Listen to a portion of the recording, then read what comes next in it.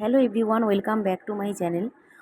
কোনো জিনিসই ফেলে দেওয়ার নয়। আমার ঘরে যেমন এই ওয়াল ক্লকটা অনেক দিন ধরে পড়েছিল, কিন্তু পুরো একদমই নষ্ট হয়ে গেছিলো। তো আমিও এটা ফেলে দিইনি, আর কোনো জিনিস এইভাবে আমি ফেলে দিই না। কোনো জিনিস নষ্ট হয়ে গেলে আমি এটাকে রিসাইকেল করার চেষ্টা করি, তো এটাও করেছি। তো ফার্স্টে এর গ্লাসটা স্ক্রু দিয়ে গ্লাসের স্ক্রুগুলো ভালোভাবে খুলে এটাকে খুব সাবধানে আমি গ্লাসটা ঘড়িটা থেকে আলাদা করে নিয়েছিলাম, এবং ঘড়ির পুরো বডিটাতে আমি এই অ্যাক্রিলিক পেন্টিংটা করেছি। তো এর part by part full video আমার চ্যানেলে দেওয়া আছে, এবং এই ফুল ভিডিও লিঙ্কটা আমি এই ভিডিওরই কমেন্ট সেকশানে পিন পোস্ট কমেন্টে করে রেখেছি। তোমরা চাইলে দেখে আসতে পারো। এটা একটা ফটো ফ্রেম আমি করেছি। তো যদি তোমাদের ভিডিওটা ভালো লেগে থাকে আমাকে অবশ্যই কমেন্ট সেকশানে কমেন্ট করে জানিও, আমার চ্যানেলটাকে সাবস্ক্রাইব করো।